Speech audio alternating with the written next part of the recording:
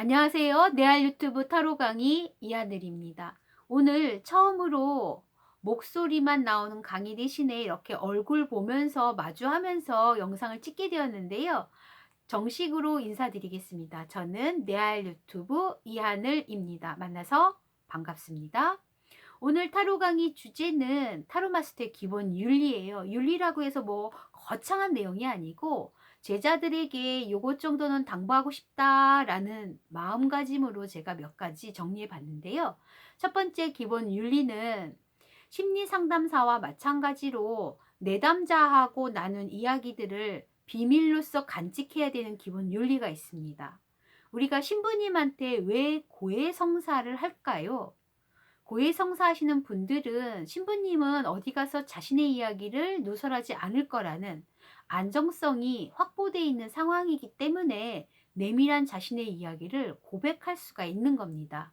타로 마스터 역시 내밀한 시간 속에서 내담자하고 이루어진 모든 사연이나 이야기들을 반드시 제3자나 다른 누구에게 누설하거나 유출해서는 안 되는 비밀 유지의 의무를 갖고 있습니다.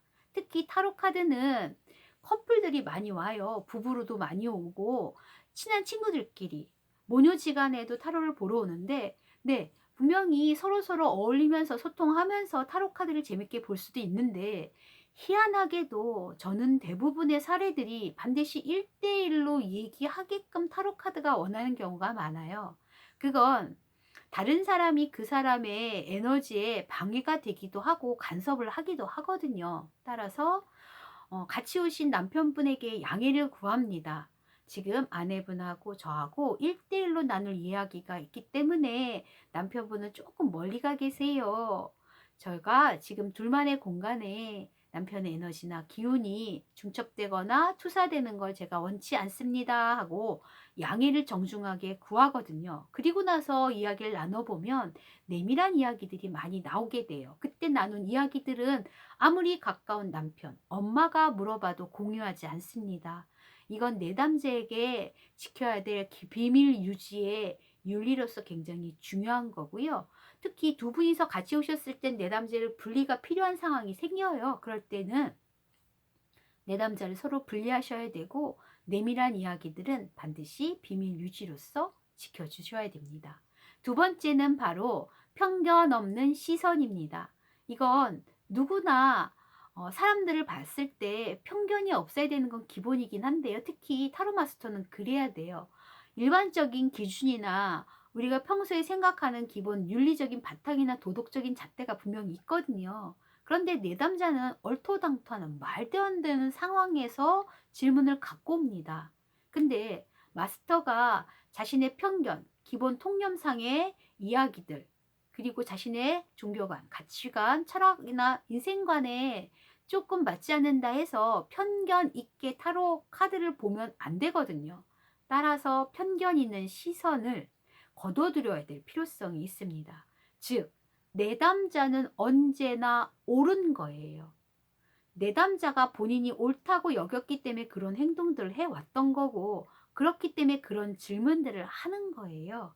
따라서 내담자가 항상 옳다라는 마인드를 갖고 계셔야 내담자가 서로의 이야기를 주고받게끔 만들어 줍니다. 따라서 편견 없는 시선, 이게 중요한 요소가 될 거고요.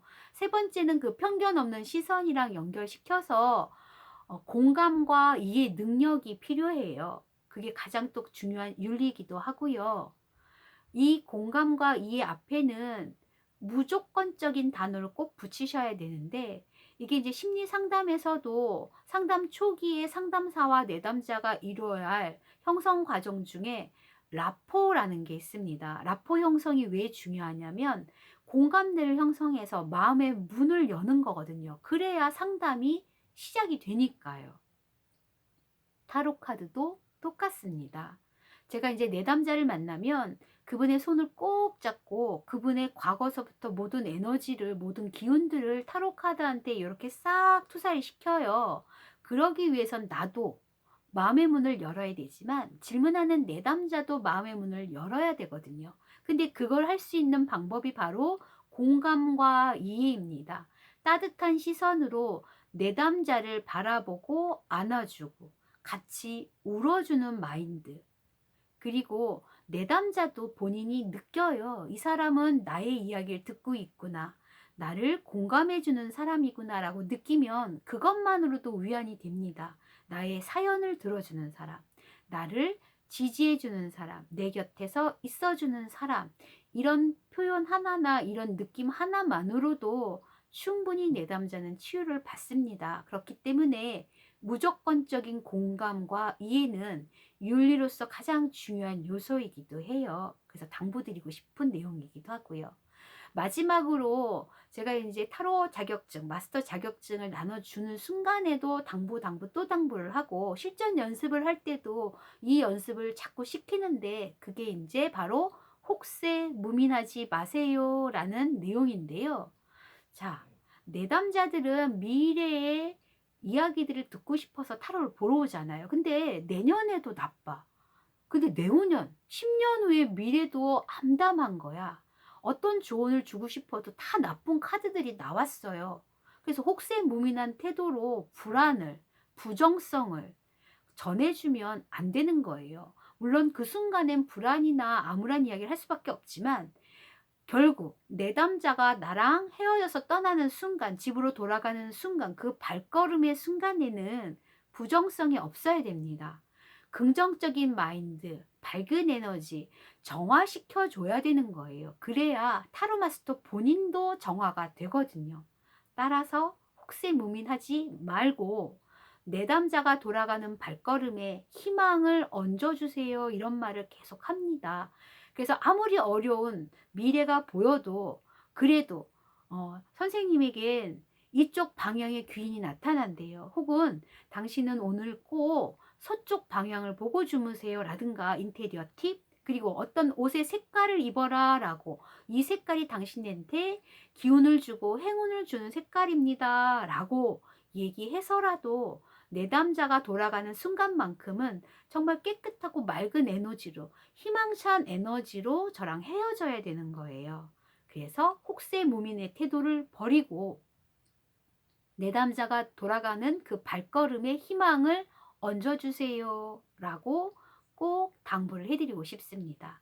이렇게 4가지 정도 얘기했는데요. 첫 번째는 비밀 유지고요. 두 번째는 편견 없는 시선이고요. 세 번째는 무조건적인 공감과 이해입니다. 마지막 4번째, 혹세무민하지 마시고 내담자가 돌아가는 발걸음 위에 희망을 얹어주는 그런 기본적인 윤리를 당부드리고 싶습니다.